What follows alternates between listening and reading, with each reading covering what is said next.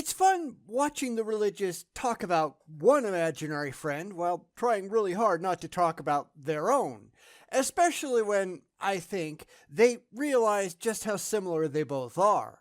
And that's what we're going to get at today as Mike Winger talks about Santa Claus on his own channel, where he talks about the Christian analog of Santa Claus every single day. So this ought to be fun, right? Now, as you all know, I don't care for Mike Winger. I'm not a fan of any apologist, but I think Mike is one of the worst, at least in my opinion. But this serves two purposes. First, to see what Mike is up to and laugh at it, which I'm sure we're going to do, but also because I run into a lot of atheists who don't much like the idea of kids believing in Santa Claus, so we can touch on that too. Granted, this would have been better done had I done it before Christmas, but Mike didn't put it out soon enough for me to get to that. And with my 2 to 3 month lead time, it really doesn't matter anyhow. So just pretend it's snowing outside and we'll get started. I actually asked on Twitter, I think it was on Twitter a long time ago. I just asked whoever followed me there. Those of you who were taught that there was a Santa Claus, that he was real and all that, when you found out there wasn't, how did that affect you? I was just curious. And I'd seen a variety of responses. Some people said, what do you tell your kids about Santa? Oh, a strangely volatile question.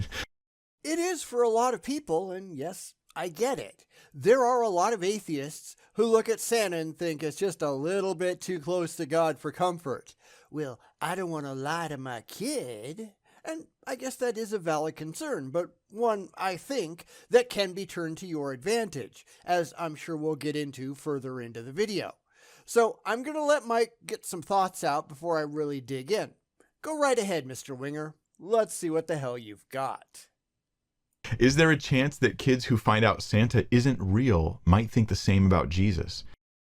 And that's kind of what I was hoping he'd say, and yes, this can be a perfect object lesson for kids who start out believing in Santa, and then when they inevitably find out Santa isn't real, they're likely to be more skeptical of other claims that they run into in their lives. Because Santa, if we're going to be honest, is really a pretty harmless thing, and whether you tell your kids about Santa or not, they are going to run into that concept on their own, just like they do with gods. The subject is going to come up and you are going to have to deal with it, just like the issue of God, at least if you live in a religious society. Now, there are ways that you can handle it. You can say it's silly and you shouldn't believe it, or you could use it as a learning opportunity to teach your kids how to think critically, and that's what I did. So let's get back to Mike, because I could just ramble on all day on this, and I think you'd get bored. Will you spoil Santa for children that aren't yours? All right, let me separate the Santa issue into a few topics. One, it'll ruin your faith. Or will it ruin your faith, right? That topic, that's a separate question. I'll just respond to these one at a time. Honestly, if your faith is so weak that it can be undone by Santa Claus or the Easter Bunny, then you've already got some problems. But really, where it's going to get kids thinking is when they realize that this one undemonstrated, completely indefensible thing that turns out not to be true, well, what about other undemonstrated, completely indefensible things that they only hold on faith? And I think this is why some theists get really bothered by this, because they recognize, at least on some level, probably subconsciously, that Santa and God are really the same thing.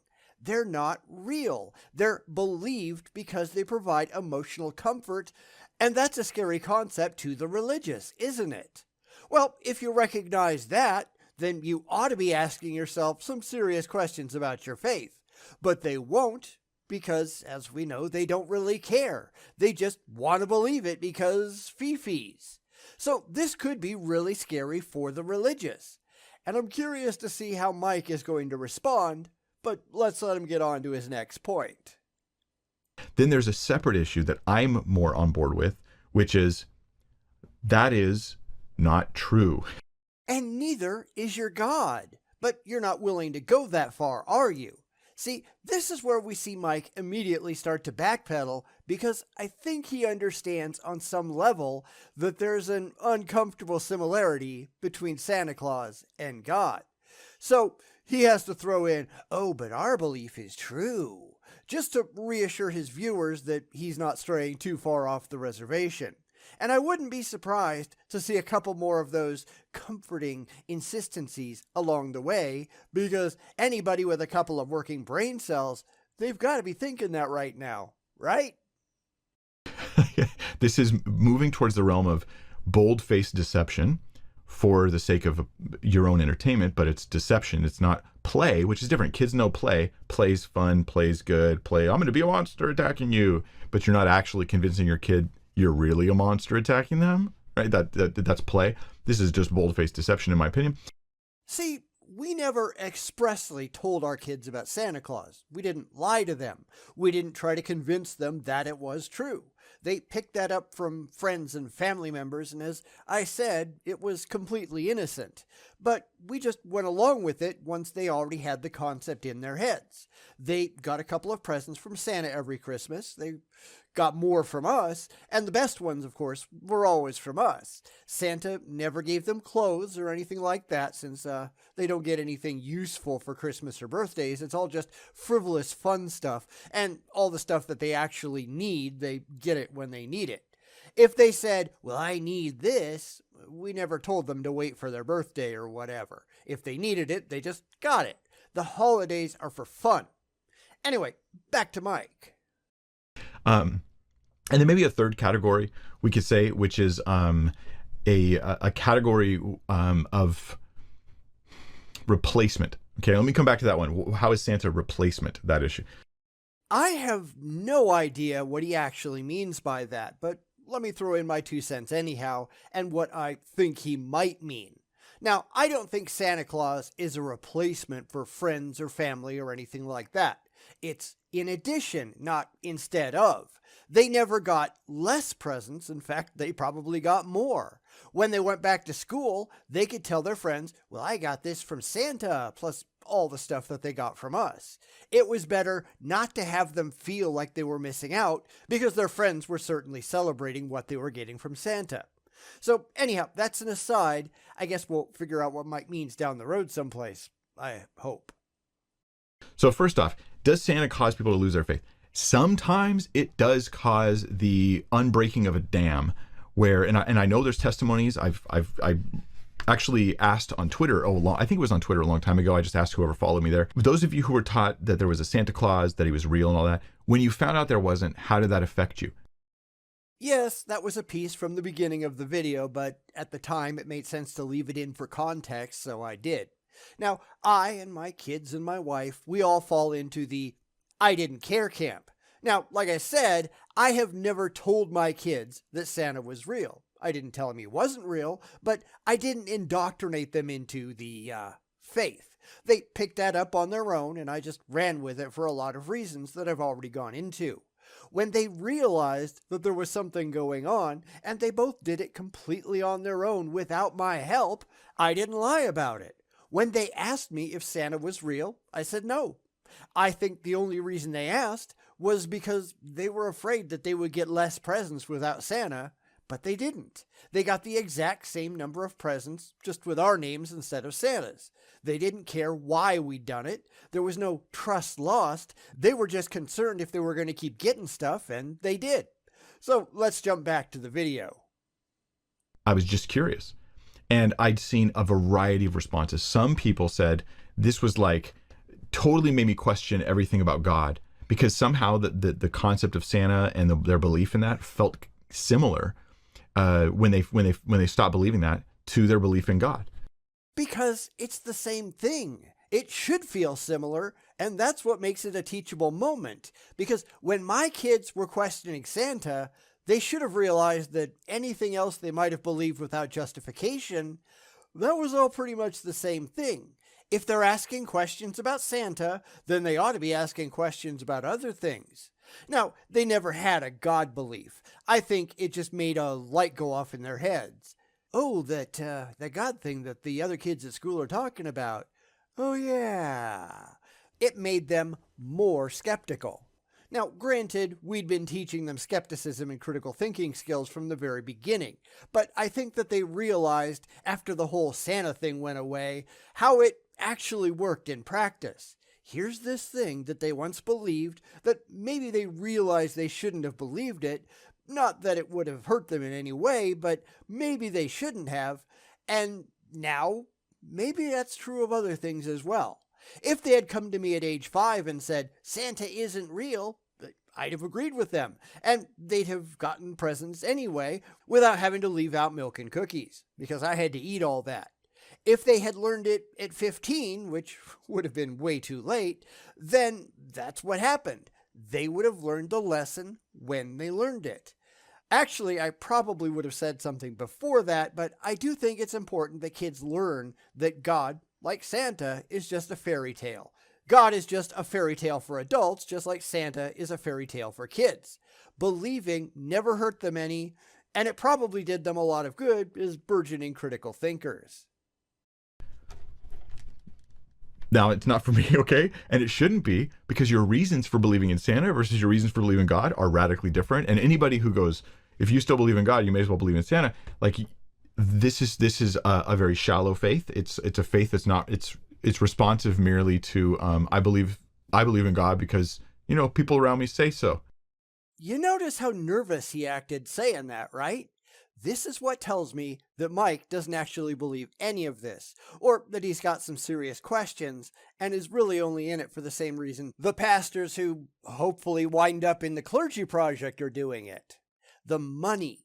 If you only believe in God for the same reason you believe in Santa, well, they are pretty much the same thing. Appeals to faith don't change that. Because just like as an adult you shouldn't believe in Santa, you shouldn't, as an adult, believe in God. Yes, kids can be kids because A, they don't know any better, and B, it's just a bit of harmless fun that doesn't hurt them anyway anyhow.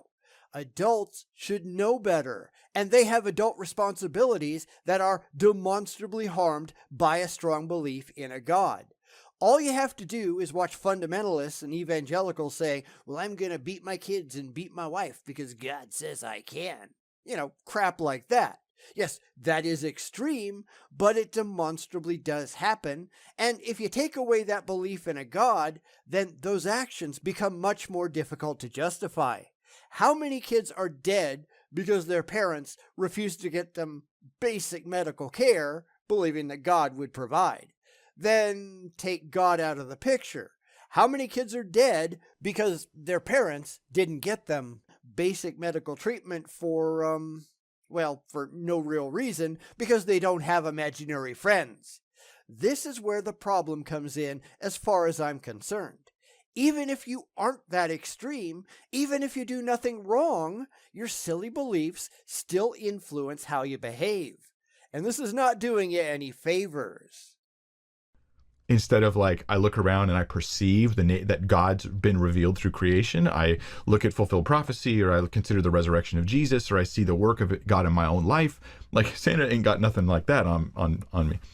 But the problem is, none of that is demonstrable.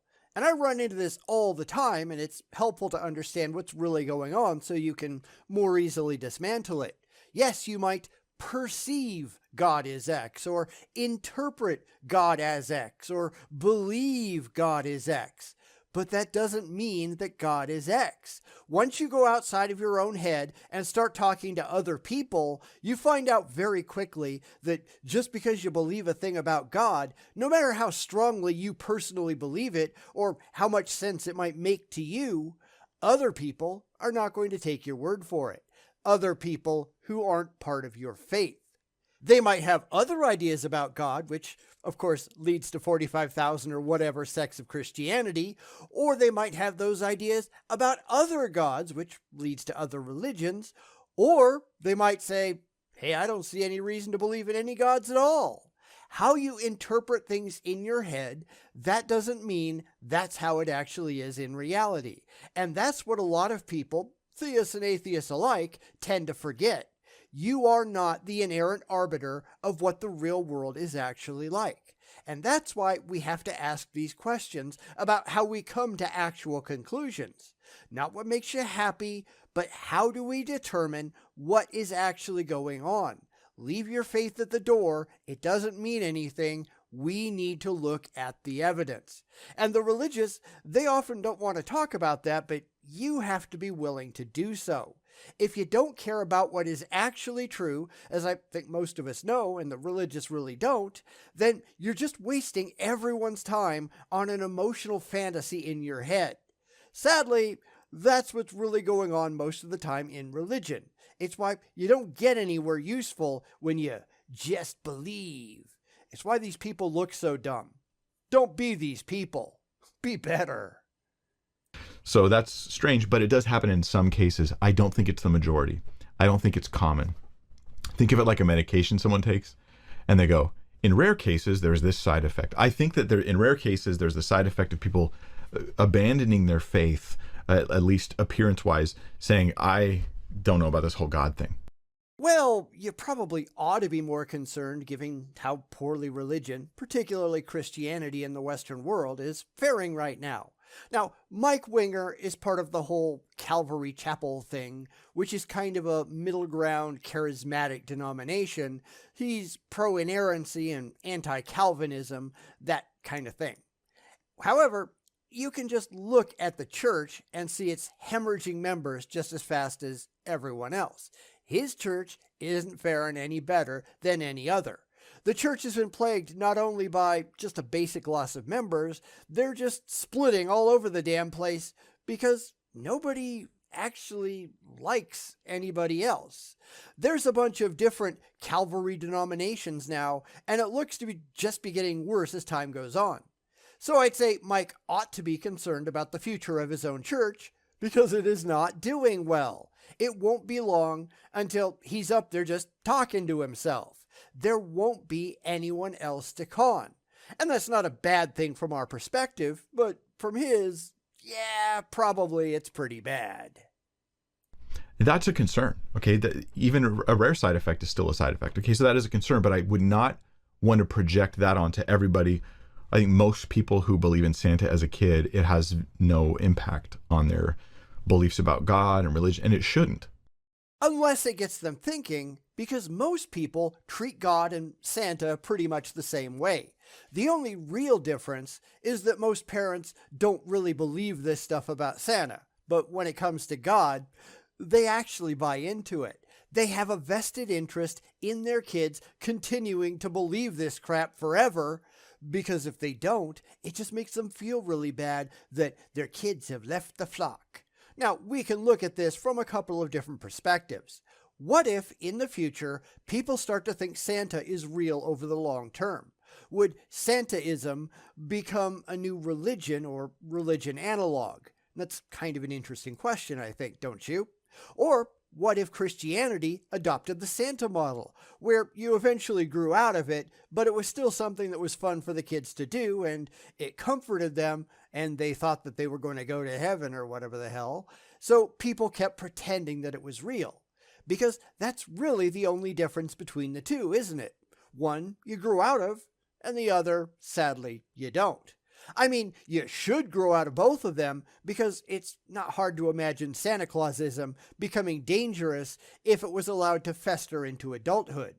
Politicians arguing who's in the nice book and who's in the naughty book. People getting into fights over who has the right interpretation of Santa.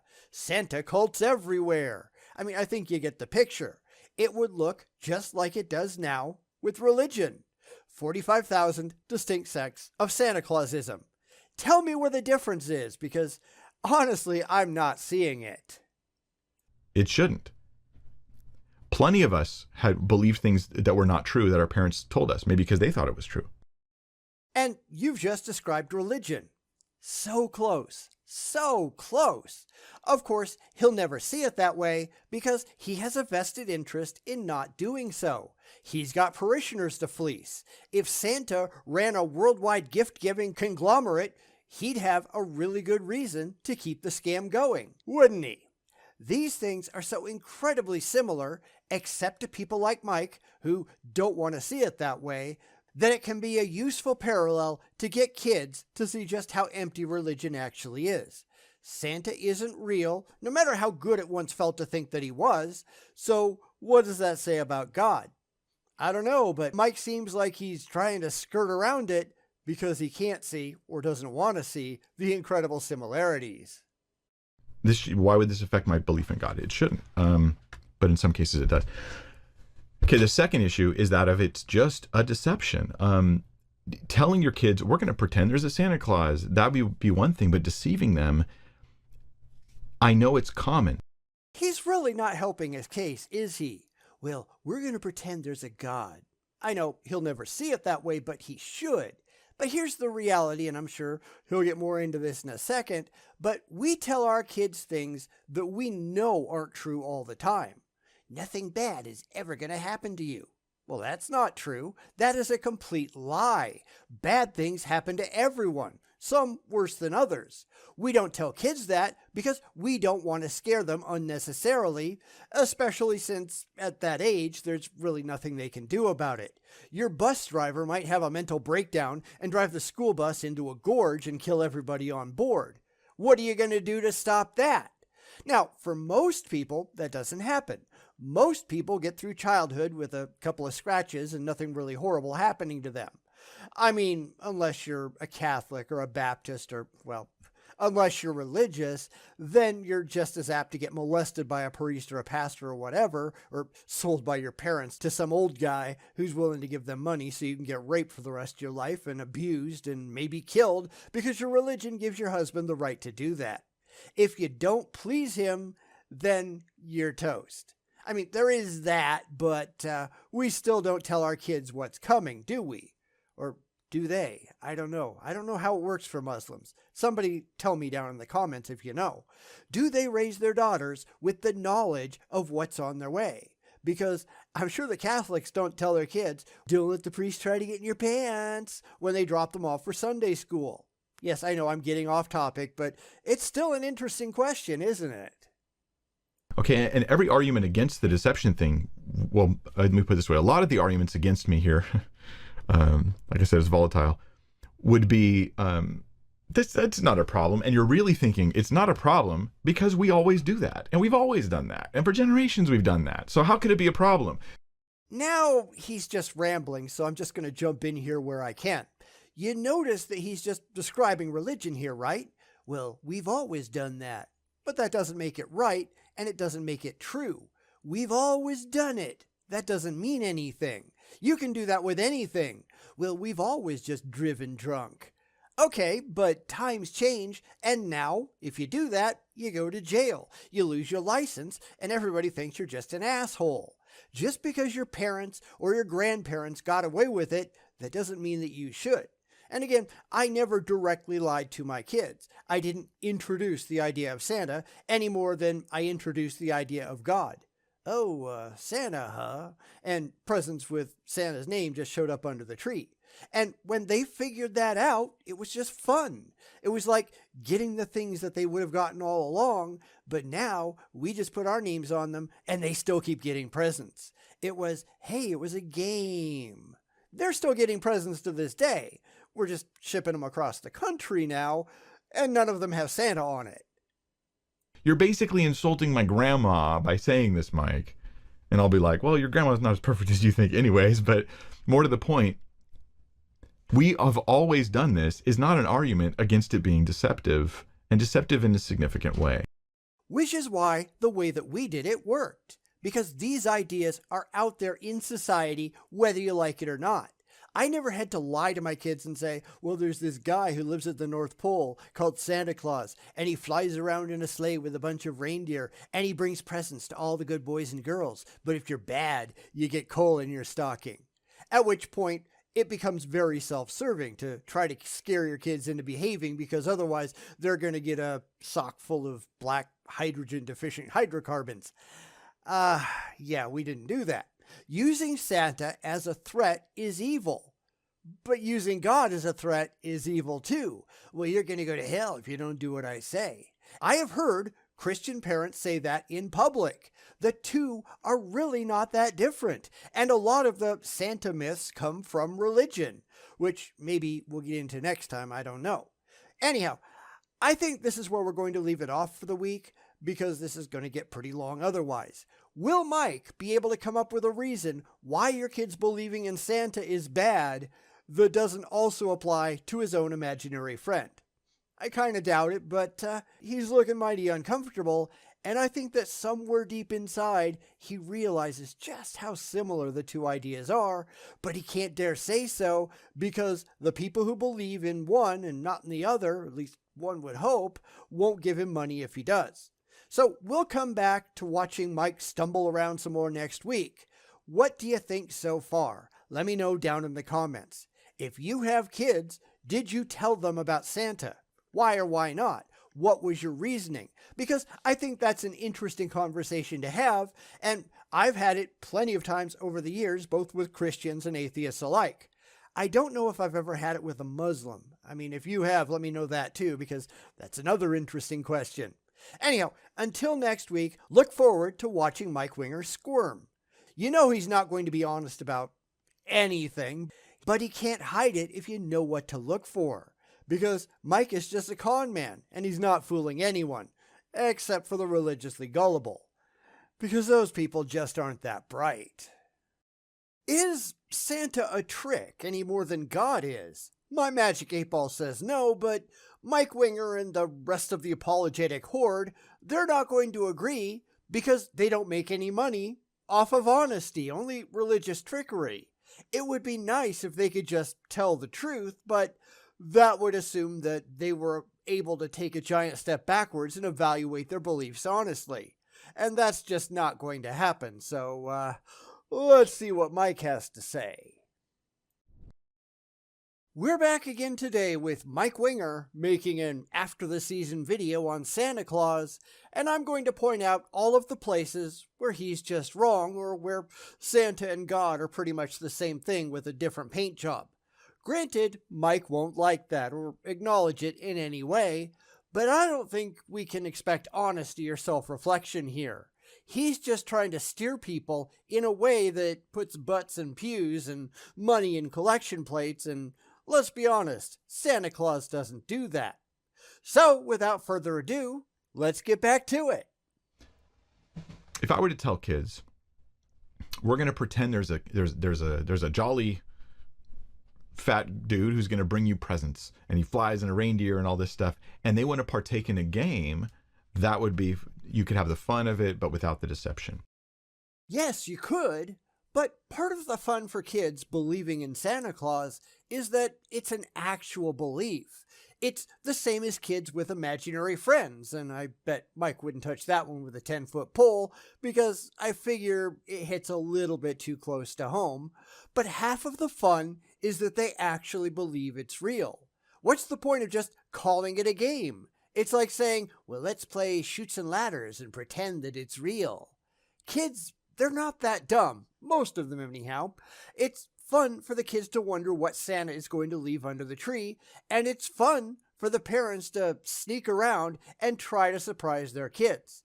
I mean, way back when my kids were really young, and this is a really long time ago, back when there were actual toy stores and Amazon didn't exist, but we would take them through the store and they'd go and point out all the things that they wanted, since they couldn't exactly get online and make a list or anything, and one parent would have to distract them while the other one ran back through the store and bought all the stuff that they wanted, then had to haul it all back out into the car and hide it in the trunk so the kids didn't know that we'd bought them anything.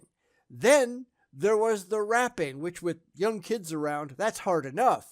But then hiding everything so they don't find it before Christmas, yeah, that's a challenge. Then you've got to have 2 sets of wrapping paper. One set that only Santa uses, and one set that only we use, and the Santa paper has to be put somewhere that they can't find it, because as I said, they're not dumb. It is a game, but it only works as a game if the kids don't realize that they're playing. But anyway, that's really just an aside. Let's get back to Mike. But parents get a delight when their kids really believe that noise on the roof is Santa Claus, and they laugh at their kids and they get a delight out of it. And part of it is them feeling like maybe they could recapture their own sort of youth when they were dumb enough to believe such things. He almost gets it, which we say about Mike Winger quite a bit, but a lot of it is in the innocence of youth. It's the only time in your life that you can actually get away with believing such things, where you're not told that you shouldn't believe the stupid crap, well, except for God, but God is just Santa Claus for adults. By the time you get to 10, maybe 12, certainly by your teens, you are expected to grow up and put away a certain level of those childish things. As you age, you put away more and more and more until you become an adult and you really shouldn't believe any of it, except in God, which we really shouldn't. But that's changing quite rapidly in the modern world. Being a child allows for that. It's that one fleeting window in your life where you just get to go wild and not have to worry about things, where you don't have responsibilities or fears or cares. You can just enjoy yourselves and learn things about the real world. Far too many people want to take that away, and I find that very, very sad. And I think that this whole thing is mixed with a level of deception that is unhealthy and that is not appropriate. And you're an idiot. Now, one of two things is going on here, I figure. Either Mike doesn't know that there is a difference between kids and adults, which I suppose is possible, or Mike has never grown up into someone who has had to put childish things behind him, which I think is pretty probable. But you don't treat kids like you do adults. This is a problem for a lot of people, especially in the modern world. You've got people wandering around in public in their pajamas, people with emotional support animals, people who simply cannot grow the hell up and they desperately need to. There is a ridiculous amount of infantilization going on in society, and it just has to stop. Now, some of it is fine, I guess. People can love Disney movies well into adulthood. And I mean the old ones, not the crap they're putting out today. People can absolutely enjoy things if they do so in a mature fashion. Although today, maturity seems to be a bad word for a lot of people. They expect everyone to just coddle them forever because it's a hell of a lot easier than just growing the fuck up. And that's why the world is the way that it is today. It's all fifis over facts. Fuck these people. Is it the worst thing in the world? No. Does it mean they're a bad parent? No, I didn't say that. I think this was a bad act, in my opinion. But it's a bad act that's layered with so much sugar and spice and everything nice and presents and jolly Saint Nick. It's layered with so much sort of surface level goodness that it feels like it's fine. But at the core, it's a very deceptive thing. Not really, and can't we really say the same thing about Mike and his stupid religion? Because I think that's one thing that he's trying really hard not to talk about. Everything that he has said applies just as much to Christianity or to other religions as it does to Santa Claus. And we can throw in things like the Easter Bunny and all that too, just so it doesn't look like we're just dogpiling on jolly old Saint Nick or anything. Because on the one hand, you've got something that is generally fine for children at a time in their lives where they're allowed to be innocent and clueless, and on the other, you've got something else that they expect to go on and on and on and on forever because these people never grow the hell up. So whatever Mike says about Santa Claus from here on out, we're going to apply equally to his religious beliefs. And I don't think it's going to look good for Christianity, do you? Let's find out. Okay, but then there's a third issue. So I couldn't do that. I could not just bold-faced lie to my kids about things like that. Except you did. You lied to them about God. You told them fantasy stories about something that is not demonstrably true. And I'm sure that's not the only thing that you did it with, because all parents do it. You don't tell your 5-year-old that they're going to get old and sick and die someday, even though that's the truth. You have lied to them, or at the very least, you have withheld important information. Why? because it's their time to be innocent. They don't have to deal with that reality right now. You don't tell your kids that you're going to die and leave them, even though that's absolutely going to happen someday. You just hope that you'll survive long enough for them to become adults on their own, and then the pain of loss just won't be that great.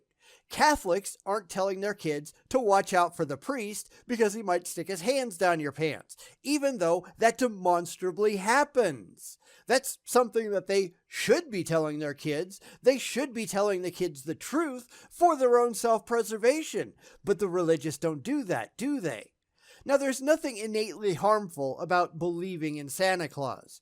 Believing you are safe in the presence of the clergy, though, yeah, that one can come back to haunt you. But, of course, Mike doesn't want to talk about that, does he?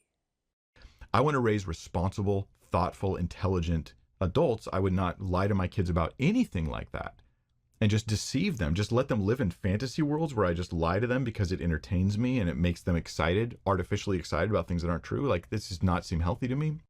Now, say the same thing about your religion, because that doesn't seem healthy to me either. Granted, the only real difference here is that Mike doesn't know that he's delusional with regard to his religious beliefs, where he does know that Santa isn't real. But that's not really much of a difference, is it? He ought to know, just like any adult ought to know, that Santa isn't real, or that Star Trek is just a TV show. People need to be able to understand the difference between fantasy and reality at a certain point in their life. And I figure Mike is plenty old enough that he should have gotten around to that by now. It's really too bad that he hasn't. In any way, you can send me your letters, P.O. Box something or other. You can message us on the website of how wrong I am, but you better explain why and not just be mad at me, or I'm gonna ignore you. Which is exactly what he does whenever anybody points out just how silly his religious beliefs are. And he's not alone.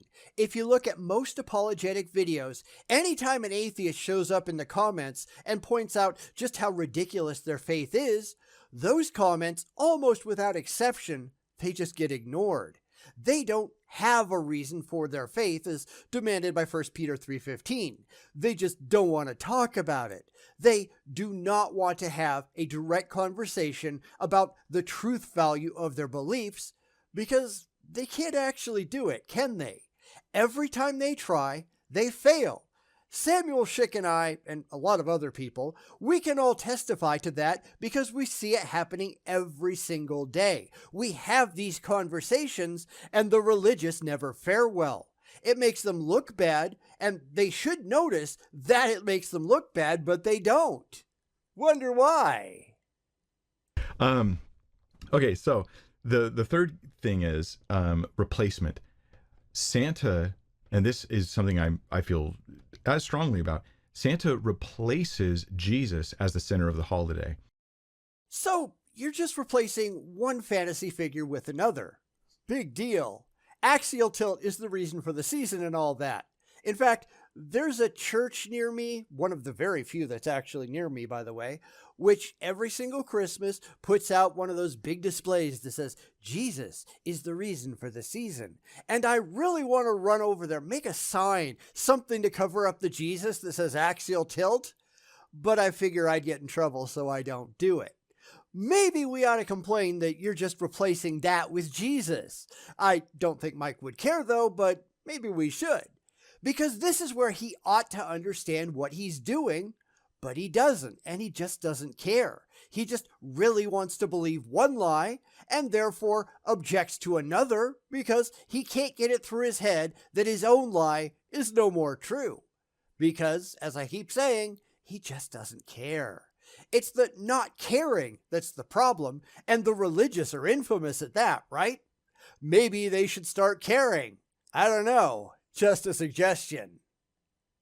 This is not every case, certainly not in every case. In purposeful families who are intent about the resurrection, the death, the life, the incarnation of Christ, and they care about these things and they want to instill these truths in their kids, and they're true, they're not deceptions. They can do this, and they maybe even have a layer of a Santa thing going on, and they hope that the two don't get muddied together and all this. But for the most part, in most homes, Santa has replaced the emphasis on Jesus. Jesus is a footnote. Santa is the he's the headline. Yeah, but I've pointed that out to Christians before, and they don't care about that either.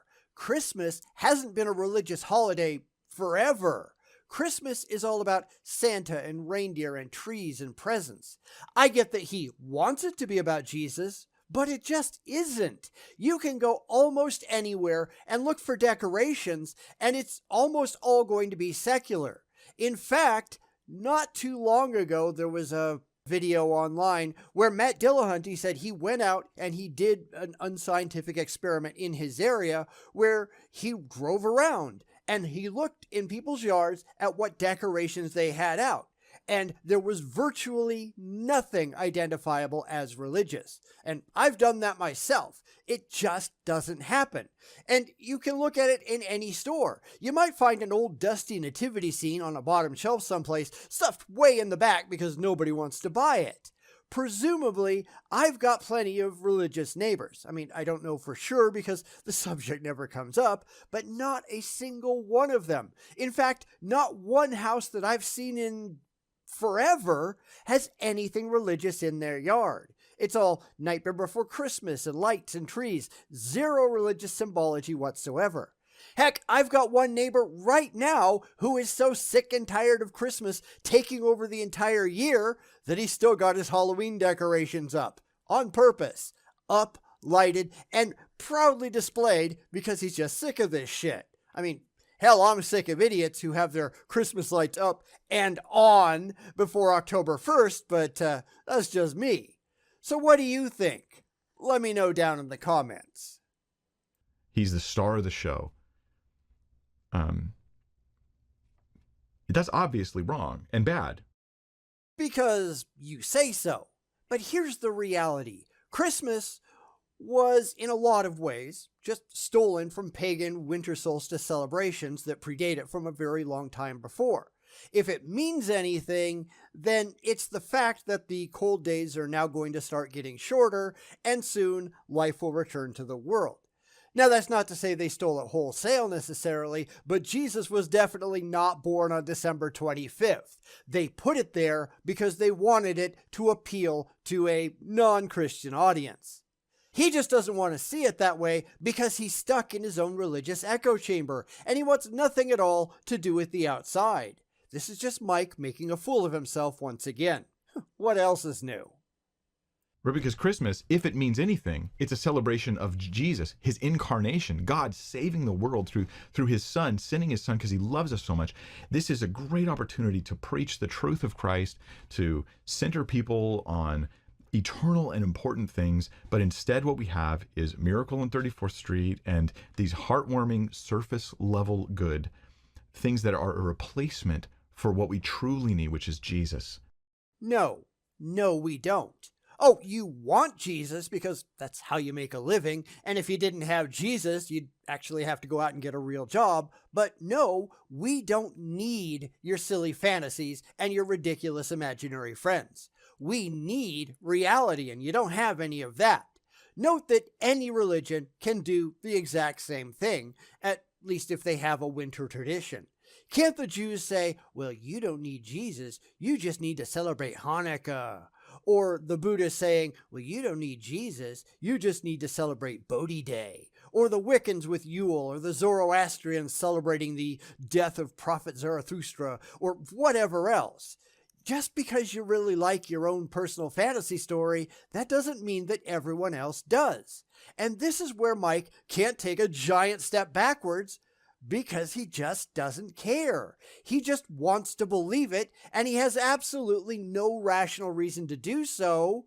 So we end up with faith and fifis and all the childish nonsense that go along with his imaginary friends, because that's what he really wants to be true. But that doesn't make it true, does it?